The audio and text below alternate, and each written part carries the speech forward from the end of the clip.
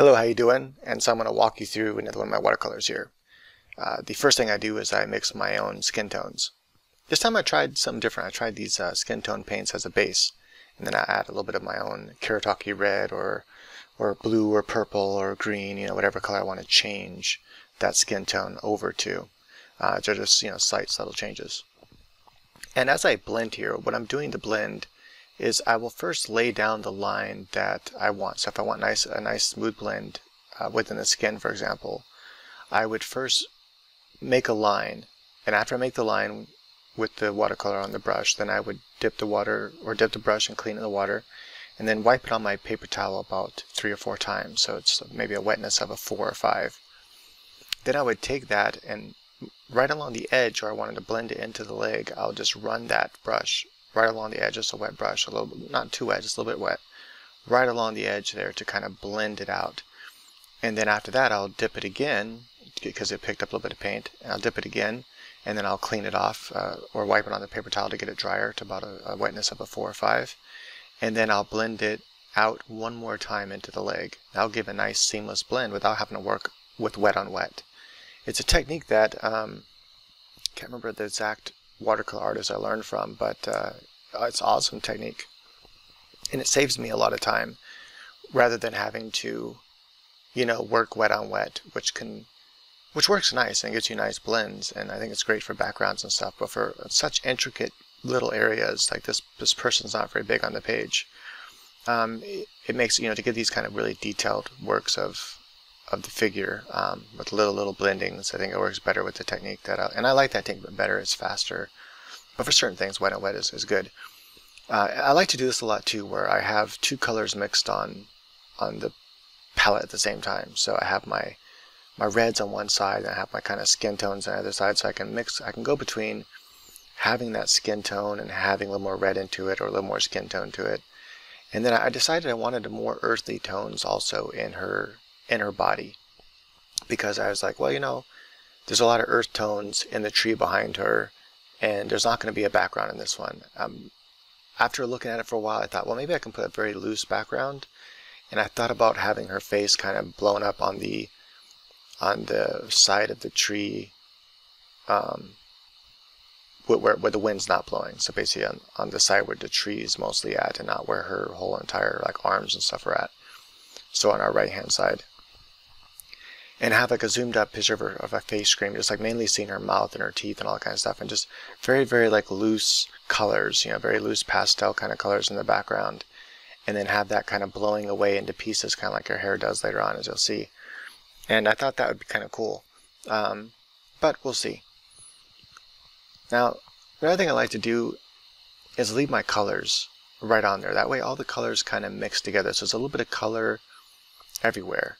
There's a little bit of skin tone in the tree, there's a little bit of the tree tones in the skin tone, and working back and forth like that, I get a lot of color variation throughout the piece, rather than everything just kind of being separate colors. There's more of a unified palette throughout the piece, kind of pulling everything together, and I like that look, and so that's why I do that. So I won't even worry about cleaning my pans. I mean, I'll clean them after I'm done, but during a piece I won't clean the pan. I'll just and sometimes I'll just dip right into the other color. I'll be like, okay, I'm working with skin tones right now, but I'm going to just dip right into the blue, or right into the, the other, see that right there, how I just dip right into it and add a little bit of that purple for the shadow of the apple. I also like to blow dry a lot, to make sure everything's dry before I add my next, as they call it, a glaze. My next layer is what I refer to it as. The brush I'm using predominantly for this entire piece, and I do this for most of my pieces, is my Kiritaki No. 6 brush round. It's mainly made for doing comic books and stuff like that, to do inking, I think, but and manga, in Japan. But I love it for watercolor. It works great. I believe it has sable hairs, and that's the version I bought. I believe is that they have a sable hair version, and they have another kind of hair. Might be goat hair or something like that. I'm not sure. I see my paper starting to buckle out a little bit, so I decided to go ahead and tape it down. I wanted to try something different instead of masking tape, and so I tried this kind of tape that's made for fighting, basically. Made to wrap your hands and wrap different things, and it's kind of almost like a cloth material kind of tape. And it's not super sticky because it's made to go on your skin. I thought it would work good on paper, but at one part it did rip the paper as I was taking it off, and it's probably because I blow dried it. But yeah, so it doesn't work as good as masking tape. So I don't know. I want to try that perfect tape. I have this great idea for an invention, and so if anyone wants to rip it off, that's fine, because I probably don't have time to ever do it. Is whatever watercolor table someone is using, imagine if you had, instead of, a lot of people they'll tape their watercolor to a piece of wood, and that piece of wood will go on their easel or on their table, whatever, like that's where they're watercoloring on, right? Well, instead of that, have it come with a piece of metal, not super thick metal because you don't want it to be too heavy, about the same heavy as their wood. So it'd be a pretty thin piece of metal, but stiff enough to where it doesn't flex on you. Or it would be a thin piece of wood with a thin piece of metal on top of it. That'd probably work better. So that way it's not flexible, but there's not a whole lot of metal, so it's not super heavy. But you need that piece of metal fastened to it, glued to it, to the wood, in order to give it the magneticness, and that's where this comes in. Now you use magnetic strips, so it would come with a different sizes of magnetic strips. They'd be thin magnetic strips, kind of like the kind you buy in a roll, except to be stronger than that, because it has to be pretty strong. And now, instead of having to use tape all the time, you just slap down your magnetic strips to hold your painting down. Voila. And so you never have to worry about untaping it or taping it back down if you want to move it or anything like that. You see it buckling some more, you can just kind of pull it tighter and slap it down with the magnetic strips. And I think it would save a lot of time for watercolor artists. And anyway, so I might actually make one just for my own personal use, and yeah, it'd be cool though to mass produce them as a set you can just buy. That'd be great. But anyway, so continuing on with the painting, part of it got cut off, unfortunately. My phone died on me, or not died, but just stopped recording randomly like it does sometimes. I don't know why it does that. If anyone knows why, please let me know. It's the Samsung Galaxy A Plus, and for whatever reason it just dies. Not dies, it just stops recording for no reason. Like there's no hardware. I mean, there's totally enough space, hard drive wise, and sometimes it'll record the entire time without turning off, hours and hours. I can go like 2 hours. This just took 2 hours to complete, by the way, total time. That's typically how long my watercolors take, anywhere from 2 to 3 hours. Anything longer than that, I start just losing interest and don't want to finish it. But with this technique, it works really fast, and I like it. Anyway, so if anyone knows why that happens, that'd be awesome. So here, what I'm actually going for, because in the digital mock-up, it's really easy in digital, like in Clip Studio Paint, or Manga Studio it used to be called, or Photoshop, whatever program you want to use. It's so easy to add light, to make things look like they're light. You just add your base color down that you want it to glow, and then you just hit it with the glow airbrush, and bam, it's glowing like light. And there's a couple other techniques you can use on top of that, but it's so easy to make things look like light. And I wanted this to look like light was coming out of these holes, like there's light inside the hole. And kind of hard to do with, maybe if I had some good neon watercolor colors, which I don't, that might have been easier to achieve that look. But yeah, so it kind of ended up looking more like kind of water, which is fine, I guess. It still looks cool. It's just I want it to look like light was coming out. And so, if this goes into the digital book, which it will, not a digital book, but it's going to go into a book, well, in order to be a book, at first you have to take photographs of your watercolor, and then that has to go into digital. You have to digitally process it to try to match the colors as close as possible to what you see in real life. And at that point, I can just do a little bit of digital processing and make it look more like light if I wanted to. And yeah. For anyone, I get sometimes people ask me questions like, can I buy the original? And the thing is, I typically don't sell my originals. Unfortunately, you can see here the camera went off at the bottom there. I'm sorry about that. I just didn't have the camera set up. I thought I had it set up right, but I zoomed in too far, and now you can't see the very, very, very bottom. It doesn't matter. Most of that's being cut off anyway. But yeah, I should have adjusted the camera a little bit. Anyway, so actually, before I get into that, let me talk about what colors I'm using here.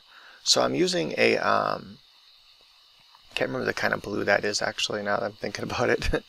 It's kind of like a darker, but like a sea blue, but like a darker sea blue. I can't remember the exact color it is in the Kuretake set that I have. And by the way, those Kuretake pans, they are some of the best watercolors you'll ever use. Japanese, they have such a high standard for their stuff. For example, I don't know if you know this, but if you ever look at the backgrounds to a lot of these Japanese animation films, absolutely amazing background work. And they do it really fast. They do a whole entire thing in like 6 hours. And I always thought they used, like either gouache or acrylic or something like that, but they don't. They use poster paint. Grade school poster paint, like cheap poster paint in Japan.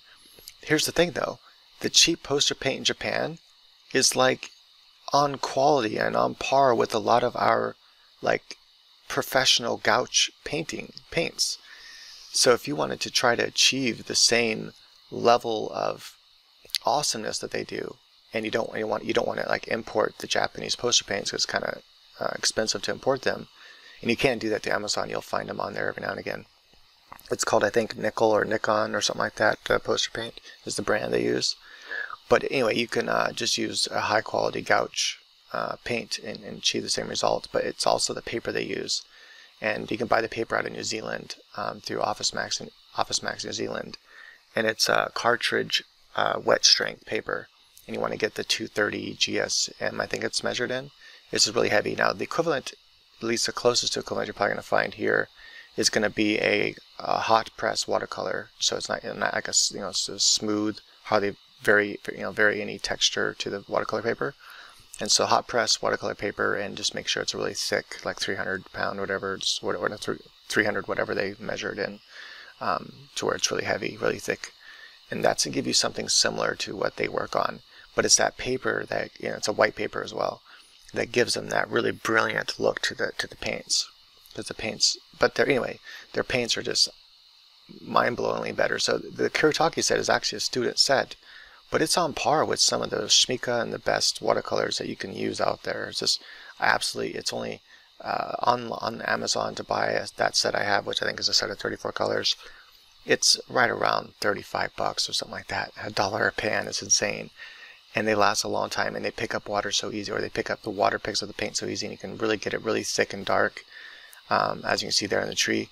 I highly recommend trying them, just because it's so inexpensive to try them, just to see for yourself how great they are. You might find yourself using them a lot more than you use your other paints here, for certain things. For tube paint though, you can't beat tube paint when it comes to just painting right out of the tube to get nice thick colors when you want that. Anyway, so I decided that this series would probably be better without background colors, and so I'm going to redo the one with the where she's kind of saying like the Statue of Liberty, the Mary Jane went down to Georgia.